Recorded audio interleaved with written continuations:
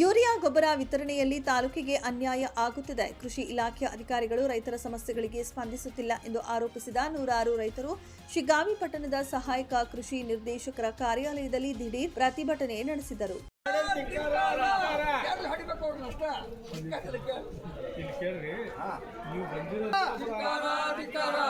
ರೈತರಿಗೆ ಮೋಸ ಮಾಡಿ ಗೊಬ್ಬರ ಕೊಟ್ಟವರಿಗೆ ಇದಕ್ಕೆ ಮೇಲಾಧಿಕಾರಿಗಳು ಇದನ್ನು ತನಿಖೆ ಮಾಡಿ ರೈತರಿಗೆ ಸೂಕ್ತ ಕ್ರಮ ಕೈಗೊಂಡು ರೈತರಿಗೆ ಅನ್ಯಾಯ ಆಗಿದ್ದನ್ನು ಸರಿಪಡಿಸಬೇಕಂತ ಕೇಳಿಕೊಳ್ಳುತ್ತಾ ಇದ್ದೇನೆ.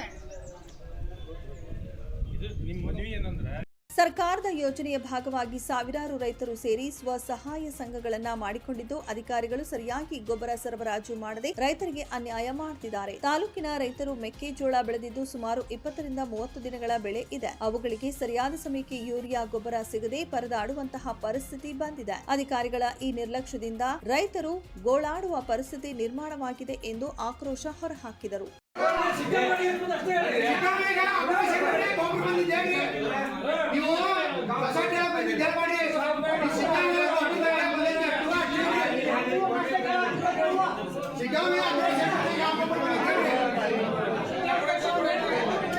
ಇನ್ನು ರೈತರು ಸ್ಥಾಪಿಸಿಕೊಂಡಿರುವ ಎಫ್ಪಿಒಗಳಿಗೆ ಅಧಿಕಾರಿಗಳು ತಾರತಮ್ಯ ಮಾಡಿದರೆ ನಮ್ಮ ಎಫ್ಪಿಒಗಳಿಗೆ ರೈತರಿಗೆ ಅವಶ್ಯಕತೆ ಇದ್ದು ಅಧಿಕಾರಿಗಳು ಇಲ್ಲಿಯವರೆಗೂ ಕೇವಲ 30 ಟನ್ ಅಲ್ಲದೆ ವಾರದಲ್ಲಿ ಶಿಗ್ಗಾವಿ ತಾಲೂಕಿನ ವಿವಿಧ ಸ್ವಸಹಾಯ ಸಂಘಗಳಿಗೆ ಸುಮಾರು 190 ಟನ್ ಯೂರಿಯಾ ಗೊಬ್ಬರ ನೀಡಲಾಗಿದೆ. ಸೊಸೈಟಿಗಳಿಗೆ ಕೀರ್ತಿ ಗೊಬ್ಬರವನ್ನ ಲಿಂಕ್ ಮೂಲಕ ನೀಡಿದ್ದು ರೈತರು ಅದನ್ನ ಬಳಸದೆ ಹಾಗೆಯೇ ಉಳಿದಿದೆ. ಸ್ವಸಹಾಯ ಸಂಘಗಳು ಆರ್ಥಿಕ ನಷ್ಟ ಅನುಭವಿಸಲು ಕಾರಣವಾಗಿದೆ.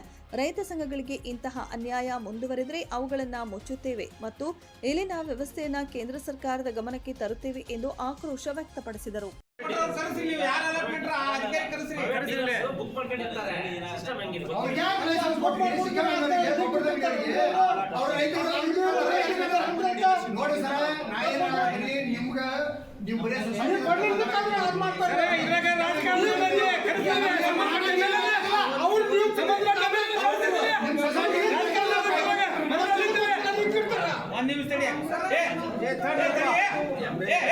ಈ ಸಂದರ್ಭದಲ್ಲಿ ಸಂತೋಷ ಕಟಗಿ, ಬಸವರಾಜ ಹೆಸರೂರ, ಸಂಗಪ್ಪ ಕಂಕನವಾಡ, ಉಮಾಶಂಕರ ನವಲಗುಂದ, ಪವನ ನವಲಗುಂದ, ಶಂಕರಗೌಡ್ರ ಪಾಟೀಲ, ಪ್ರಭುಗೌಡ್ರ ಪಾಟೀಲ, ತಿರಕಪ್ಪ ಅಂದಲಗಿ, ಸಂತೋಷ ಹುಬ್ಬಳ್ಳಿ, ನಾಗಣ್ಣ ಹಾಳಿ ಇತರರು ಇದ್ದರು.